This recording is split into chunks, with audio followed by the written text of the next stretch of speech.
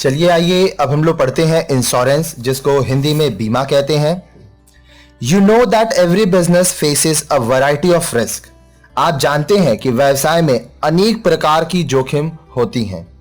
For example, there may be injury to employees in job related accidents, goods may be loss in transit, there may be fire in the godown. काम करते वक्त आपके जो कर्मचारी हैं उनका accident हो सकता है। आप जब अपने माल को एक जगह से दूसरी जगह तक भेज रहे हो तो वो चोरी हो सकता है। आपके गोडाउन में आग लग सकता है। In all these situations, the entire loss is to be borne by the businessman or the owner. हर एक स्थिति में जो व्यापारी होता है, जो बिजनेसमैन होता है, मालिक, उसको सारा का सारा नुकसान झेलना पड़ता है। But nowadays, the risk of loss or damage is not entirely borne by the owner. लेकिन आजकल ये जो नुकसान का जोखिम है, ये अकेले मालिक को उठाना नहीं पड़ता है। The insurance provides protection against losses from such risk of the business for a nominal charge called premium. तो जो इंश्योरेंस कंपनी होते हैं वो आपसे कुछ पैसा लेते हैं प्रीमियम के नाम पर, और आपका ये जो रिस्क है वो कम हो जाता है। कैसे, कि हम लोग आगे पढ़ेंगे।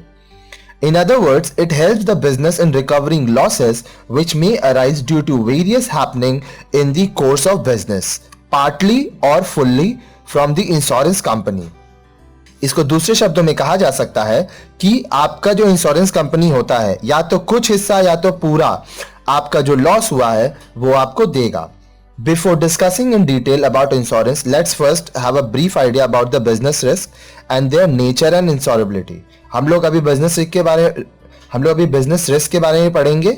उसके पहले चलिए इसका हिंदी अनुवाद पढ़ते हैं। आप जानते हैं कि व्यवसाय में अनेक जोखिम है। उदाहरण के लिए, कर्मचारियों को कार्य करते समय हुई दुर्घटना में चोट लग सकती है, माल रास्ते में खो सकता है, माल गोदाम में लग सकती है, माल गोदाम में आग लग सकती है आदि। इन सभी परिस्थितियों में पूरी हानि का वहन व्यवसायी अथवा व्यवसाय के स्वामी को करना पड़ता है। लेकिन आजकल यह पूरा जोखिम स्वामी को वहन नहीं करना पड़ता। बीमा व्यवसाय इन जोखिमों से नाम मात्रा का अधिशुल्क, जिसे प्रीमियम कहते हैं, लेकर संरक्षण प्रदान करता है। दूसरे शब्दों में, इससे व्यवसाय में सहायता मिलती है, क्योंकि व्यवसायिक गतिविधियों के दौरान जो हानियां हो जाती है उन्हें पूरा अथवा इसका कुछ भाग की भरपाई बीमा कंपनियां कर देती हैं। बीमा के संबंध में विस्तार में चर्चा करने से पहले हम लोग व्यवसायिक जोखिम और उनकी प्रकृति एवं बीमा योग्यता के बारे में पढ़ेंगे।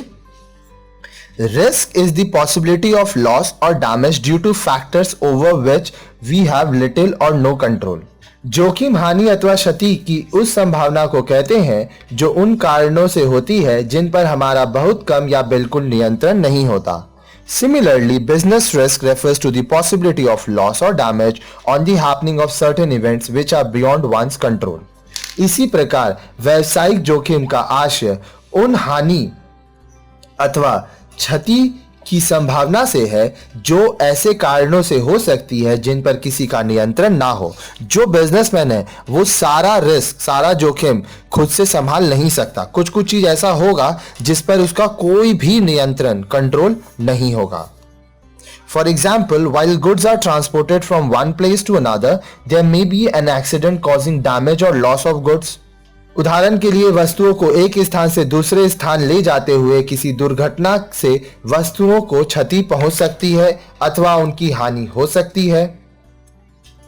Similarly, there is a possibility that the trains may be derailed, bridge may collapse, aeroplane may crash due to an engine trouble, truck may be looted on its way to another city, or damage may cause to goods sent by ship at the time of loading or unloading at seaports.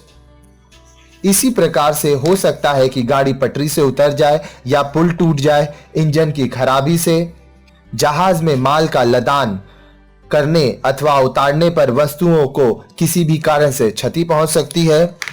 Again, a business में सफर loss or its profit may fall due to reduction in demand of its product because of change in the taste and fashion of the customers. ग्राहकों की रुचि एवं fashion में परिवर्तन के कारण कई वस्तुओं की मांग में कमी के कारण भी व्यवसाय में हानि हो सकती है. The innovations of science and technology also bring about changes in the demand of a particular product in the market, as happened in the case of demand for fixed line telephone, which has declined due to the advent of mobile phones. अब mobile phone आने से क्या हुआ, आपका जो landline phone था उसका demand बहुत कम हो गया, एकदम ना के बराबर.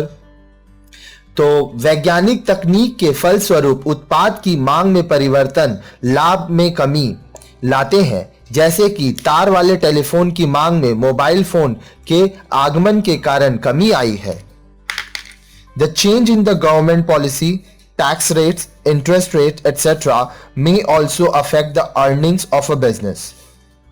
These are also the types of risk a business might face during its lifetime. सरकार की नीति, कर की दर, ब्याज की दर आदि व्यवसाय की आय को प्रभावित करते हैं. एक व्यवसाय अपने जीवन काल में उपरोक्त प्रकार की जोखिमों का सामना कर सकता है.